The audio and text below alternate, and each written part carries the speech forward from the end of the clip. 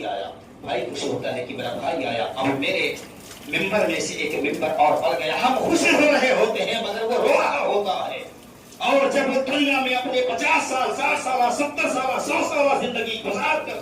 جب اس دنیا سے جاتا ہے تو پھر وہ آسانی کے ساتھ ہنستا ہوا چلا جاتا ہے، پیچھے ہم کو روتا ہوا چھوڑ کر چلا جاتا ہے۔ آخر اس کی وجہ کیا ہے؟ تو اللہ تبارک و تعالیٰ اپنے پیارے حبیب صلی اللہ تعالیٰ علیہ وسلم کے ذریعے سے ہمیں خبر پہنچائی۔ جب وہ بندہ عالم ارواح میں تھا تو وہ خوش تھا، انبیاء صدیقین کی روحوں میں تھا، ارواح میں تھا، ان کے ارواحوں کے بیچ میں تھا،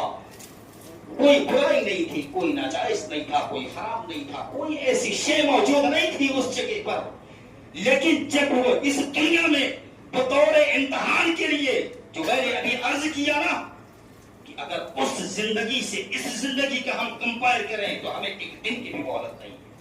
ایک دن کی بھی مہلت ہمیں نہیں ملی۔ تو جب اس دنیا میں آیا تو اب اسے ماں باپ کے حقوق بھی ادا کرنا ہے، اپنے رب کو راضی بھی کرنا ہے، حرام اور حلال کی تمیز بھی کرنا ہے۔ تو جب بچہ دنیا میں آیا تو اس کی وجہ سے کہ اب یہ دنیا مومنوں کے لیے قلیل ہے، مومنوں کے لیے قید خانہ ہے۔ جب یہ قید خانے میں داخل ہوا تو کوئی بھی بندہ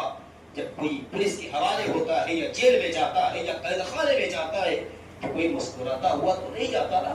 کیونکہ اسے فکر ہے مجھے وقت پر کھانا نہیں ملے گا، مجھے وقت پر سونا نہیں ملے گا، مجھے کسی دوسرے کی نگرانی میں رہنا ہے، مجھ پر کسی کی حکومت بھی ہوگی، کوئی مجھ پر حکم بھی چلائے گا، اسی وجہ سے وہ روتا ہے۔ تو جب بچہ دنیا میں پیدا ہوا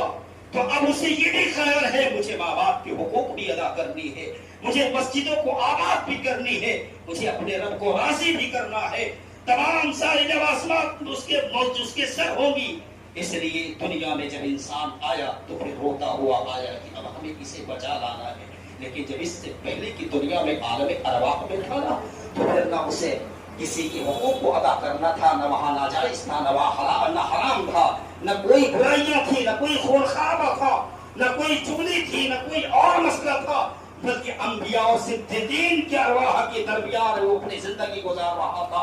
لیکن جب یہاں آیا تو روتا ہوا آیا، لیکن جب اپنی زندگی کو یہاں اپنے وقت کو گزار کر جب جانے لگا تو وہ چین کی سانس لے کر ہنستا اور مسکراتا ہوا مومن بندہ